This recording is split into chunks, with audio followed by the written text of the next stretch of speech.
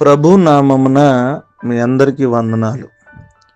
ఈరోజు దేవుని యొక్క వాక్యము, వాగ్దానము, మీరు పైనుండి శక్తి పొందెదరు.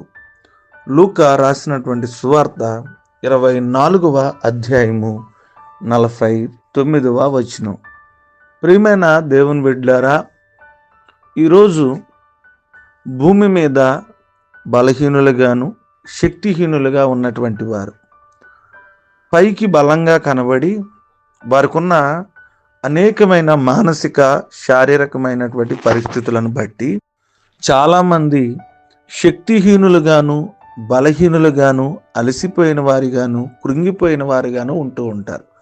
మరి ఇలాంటి వారు బలపరచబడాలి అంటే, శక్తి పొందుకోవాలి అని అంటే దేవుని లేఖనాలు చాలా స్పష్టంగా తెలియజేస్తున్నాయి.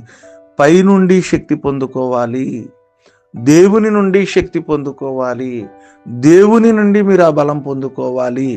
దేవుని ద్వారా మాత్రమే వచ్చిన శక్తిని బట్టి మీలో ఉన్న ప్రతి బలహీనత పోతుంది. అది పైనుండి వచ్చేది, పైనుండి మీరు పొందుకోవాలి అని వాక్యం మనకు చాలా స్పష్టంగా తెలియజేస్తుంది.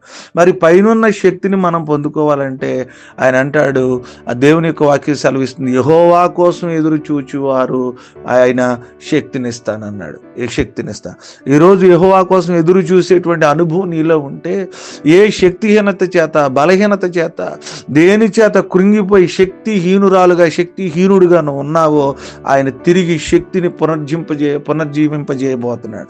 తిరిగి నీకు మరలా శక్తిని, గొప్ప బలాన్ని దేవుడు ఇవ్వబోతున్నాడు.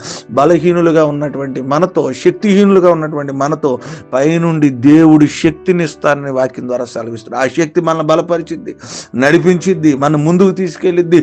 చేయలేనటువంటి అనేకమైన గొప్ప కార్యాలు మనతో చేయించడానికి ఆ శక్తి ఉపయోగపడింది. దేవుని బిడ్డలారా, పైనుండి వచ్చిన శక్తిని మనందరం పొందుకుని దేవుని ఆశీర్వాదాల్లో ముందుకు కొనసాగుదాం. ఈ కొద్ది మాటలు దేవుడు మన వెనుకలో ఫలించి ఆశీర్వదించును గాక. ఆమేన్. తల్ల వంచుకుందాం, కన్ను మూసుకుందాం, ప్రార్థన చేసుకుందాం.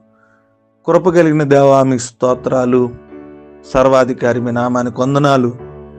ఈ ఉదయం ఆయన రాత్రంతా కాచి కాపాడి ఈ వాతావరణ పరిస్థితుల్లో, వర్షాల్లో మరొక శ్రేష్టమైన దినాన్ని మీరు ఇచ్చారు. అందుని బట్టి మీ స్తోత్రాలు.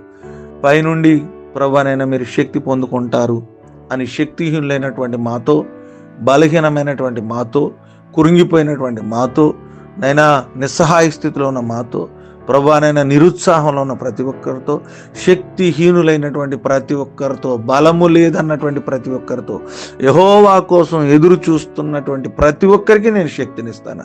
ఏ శక్తి వారికి కావాలో వారికి ఇచ్చి, వారిని బలపరిచి, వారి వివాహ, కుటుంబ, ఉద్యోగ, యవ్వన జీవితాల్లో వారిని శక్తిమంతులుగా మార్చి ముందుకు నడిపించండి.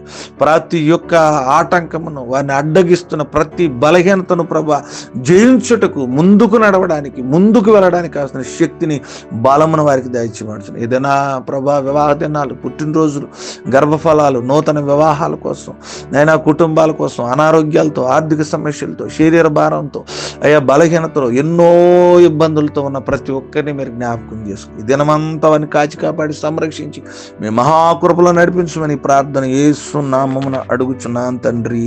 ఆమేన్.